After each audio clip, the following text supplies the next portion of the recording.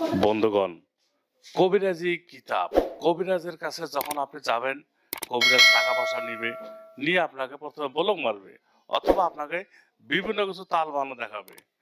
কিন্তু আমি বলবো কি, যে কবিরাজের কাছে না গিয়ে আপনি আমার কাছে একটা কিতাব নেন, নিয়ে ধরেন আপনার স্ত্রী চলে গেছে, স্বামী চলে গেছে, আপনি কাজ করেন। এখন ভাবতেছেন হুজুর, এই কবিরাজ তো অনেক বড় জিনিস, কবিরাজ তো আমরা এটা পারবো না, আমরা তো কবিরাজে কখনো এগুলো যাই নাই, করি নাই, বুঝি না। তাতে কি হয়েছে, আপনি যদি বাংলা পড়াশোনা জানেন তো ঠিক আছে, আপনি নেন। এই যে একটা লজ্জাতুন্নেসা, মনে করুন এটার দাম 6-7 হাজার টাকা দাম। আপনার স্বামী চলে গেছে, স্ত্রী চলে গেছে, আপনি কিতাবটা নিয়ে একটা কাজ করেন এখানে, কাজটা করার পর দেখবেন চলে আসছে, আপনার স্বামী চলে আসবে। আসার পর আপনি কিতাবটা ঘরে রেখে দিলেন, আবার দেখবেন 2 দিন পর আর একটা কাজ করবেন আপনি। তো এইভাবে আপনি দেখবেন যে আপনি একদিন কবিরাজ হয়ে গেছেন। যদি বাংলা পড়তে পারেন আপনি নিয়ে নেন, এগুলো অনেক পাওয়ারফুল কিতাব।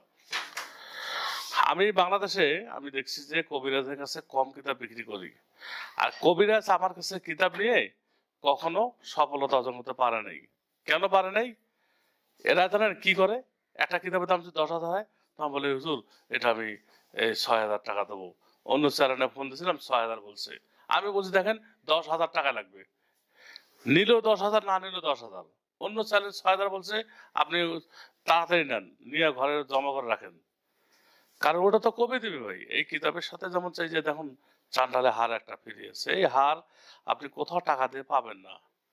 এই 2টা কালি, এই কালিটা তো আপনি আমার কাছে পাবেন, আমার কাছে পাবেন, অন্য কোথাও পাবেন না।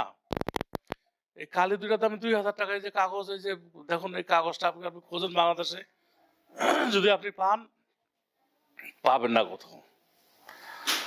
তো আপনি এইভাবে কিতাব নিয়ে নিজে কাজ করবেন, আমি আপনাকে শেখাবো। আপনি প্রয়োজনে আমার বাড়ি চলে আসবেন।